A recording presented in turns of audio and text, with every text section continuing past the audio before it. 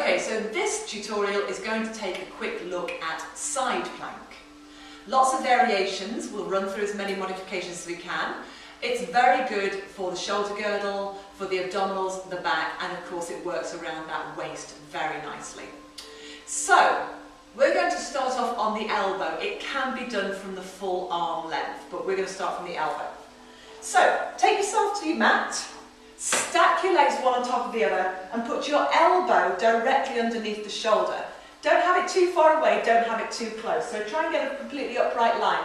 As always, when it comes to the shoulder girdle, it's really easy to do this kind of thing. And neck tension can become a real issue as well. If you suffer with neck tension through any of the side plank series, then turn your head and look down towards the floor. So it's more as if you were leading with the back of the head.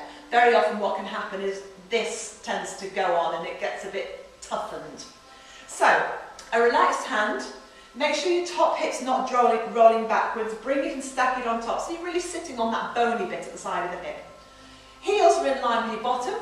And as you breathe out, you're going to, with the abdominals engaged and the legs and pelvic floor lifting, you're going to raise up, sweep the arms across. You might just hold it there. You might take the arm up. You might not use the arm at all. You might just really elevate and lift from here. So send the crown of the head one way, send the tail the other. Really lift up out of this shoulder. This is no good. Get it right up and out the shoulder. Okay? So that might be enough. It's hard on the shoulder girdle. You might periodically need to come away and relax it. If you wanted to work a little bit harder, okay, you could take a midpoint. So you could take your stacked legs and extend your top leg. And then do the same thing again. So with or without the arm, you could sweep the arm around if you want to, engage the abdominals, lift up out of the ribs and the shoulder, and you could just lift yourself up to this sort of 3/4 length position. You could, of course, raise the legs, so a little variation on a theme there. Okay? Again, it's still a lot of weight going into the shoulder girdle. If you wanted to work harder still, you could work with both legs extended.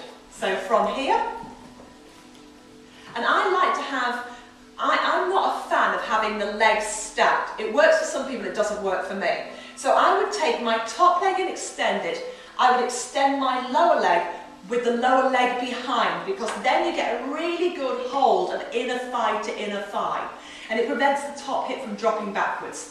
So a full plank resting onto the inside and outside edge of the feet, not just the ball of the feet, not just the heels. Go right onto the edges of the feet. So your side plank from here, engaging the muscles of the inner thigh, groin, pelvic floor, abdominals, lift out of the shoulder and lift up. So there's your side plank. We might perhaps pulse it. There's lots of variations, but again, just watch out for sinking, really elevate. And that's a heavier movement. The longer the body, the more weight there is to carry. So if you wanted to do that, and I will show you, but as I say, it's not my preference, but the choice is yours. Again, with the elbow below the shoulders, you could stack the legs and then working as if somebody was pulling up on the outside of your pant leg, really, and to come up so the legs are stacked. So that would be the option. Of course, you could turn the head if you wanted to. Entirely up to you.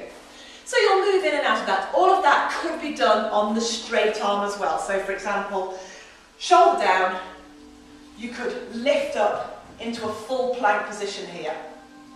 Okay, so that would be another modification. So that's your side plank, and clearly you do it on both sides.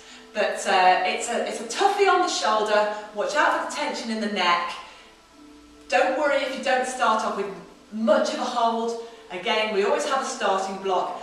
This tutorial is really just to help you iron out some possibilities if you need modifications.